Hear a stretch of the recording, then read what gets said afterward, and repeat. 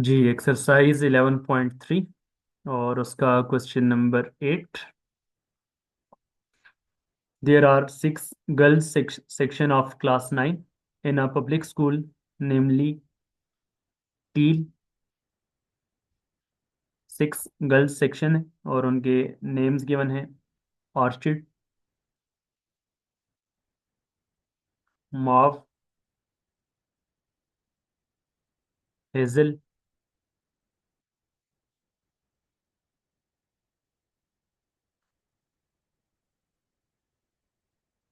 And denim. तो ये 6 जो है वो गर्ल्स सेक्शन है एक पब्लिक स्कूल में।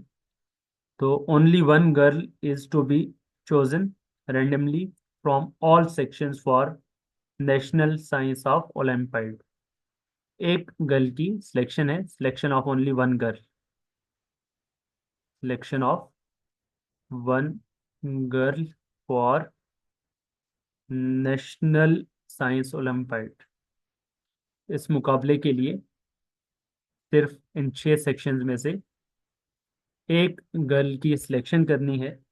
तो अब आपके पास इसके 5 पार्ट्स हैं जिसमें आपने प्रोबेबिलिटी फाइंड करनी है। ए पार्ट में आपने प्रोबेबिलिटी फाइंड करनी है, find the probability of selecting a girl from Hazel section.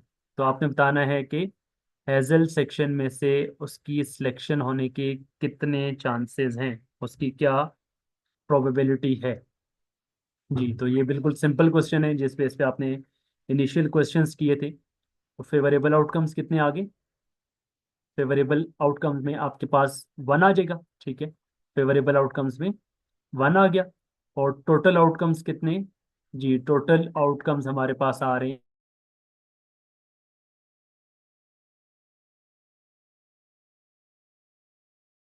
Ji, probability of selecting a girl from Hazel section. तो ये आपके पास इसकी जो प्रोबेबिलिटी है, favourable outcomes divided by total number of outcomes, तो ये आपके पास क्या आ जाएगा? 1/6 आ जाएगा। इस तरह से ये इसका ए पार्ट हो गया। बी पार्ट में क्या है? बी पार्ट में आपने बताना है कि find the probability of not selecting a girl from Hazel section. तो not selecting from Hazel section, Hazel section में से सिलेक्ट ना होने के उसके कितने चांसेस हैं। तो हमने ऑलरेडी पढ़ा हुआ है, नॉट वाले को आपने किस तरह से फाइंड करना है। तो probability of not from Hazel section,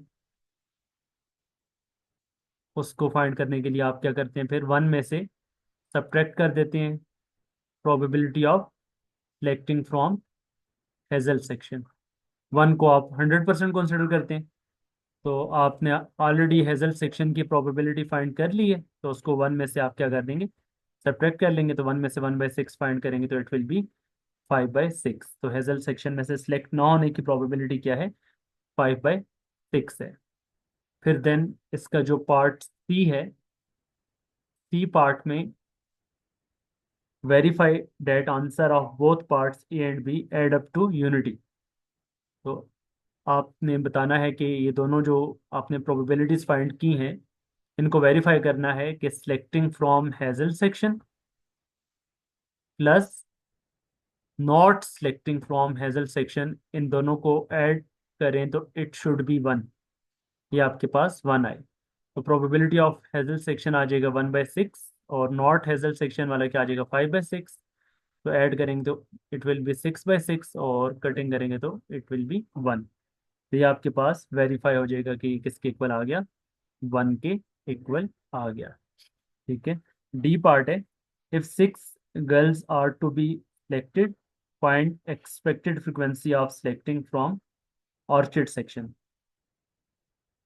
जी, डी पार्ट में क्या है कि अगर 6 गर्ल्स सिलेक्ट हो रही हैं, इफ 6 गर्ल्स आर सिलेक्टेड, अगर 6 गर्ल्स सिलेक्ट हो रही हैं तो आपने बताना है find expected frequency of selecting from orchid section. तो एक्सपेक्टेड फ्रीक्वेंसी आपने फाइंड करनी है फ्रॉम ऑर्चिड सेक्शन। तो ये आपके पास क्या आ जाएगी, इसको आप मल्टीप्लाई कर लेंगे किसके साथ?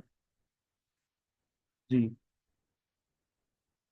ऑर्चिड सेक्शन आपके पास उसकी प्रोबेबिलिटी क्या, 1/6? जी, उसकी प्रोबेबिलिटी आपके पास रिलेटिव फ्रिक्वेंसी क्या आ जाएगी? 1/6, और उसको आप 6 से मल्टीप्लाई करेंगे तो इट विल बी 1।